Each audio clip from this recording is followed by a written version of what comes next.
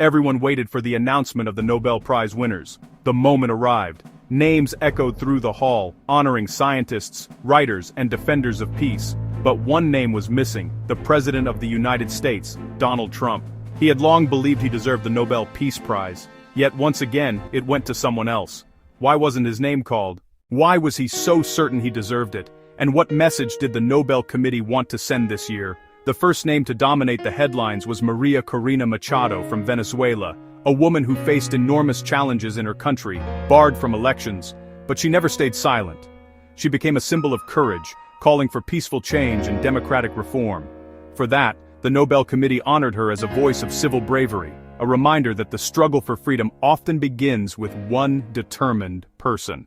In literature, the prize went to the Hungarian novelist László Krasznahorkai. He is known for his long, hypnotic sentences and his dark philosophical vision. His stories explore chaos, irony, and the human search for meaning. The committee described him as an author who proves that art remains stronger than destruction. In chemistry, the spotlight turned to Dr. Omar Yaghi, an American scientist of Arab origin.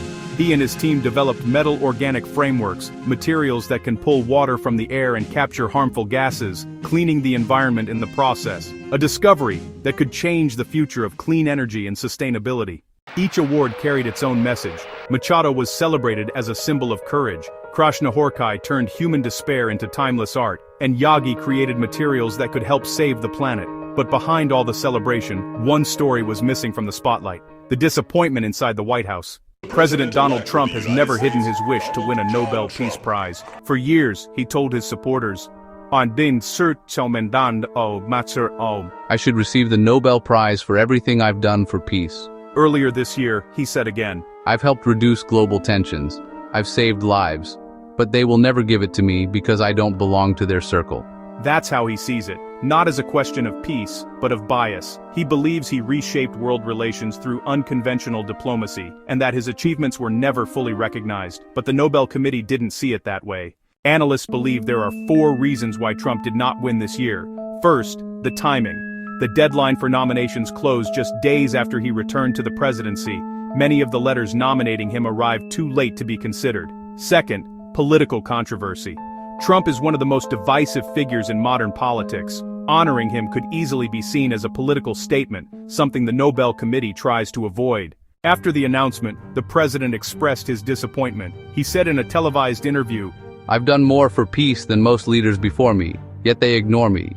His team described the decision as unfair. His son wrote online that if justice were real, his father would have already won, but others saw it differently.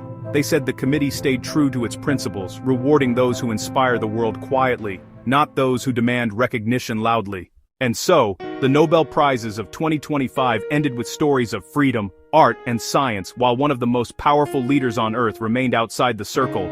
Was the Nobel Committee fair this year, or does the president truly deserve the honor he claims? Will his name ever be called on that stage in Oslo?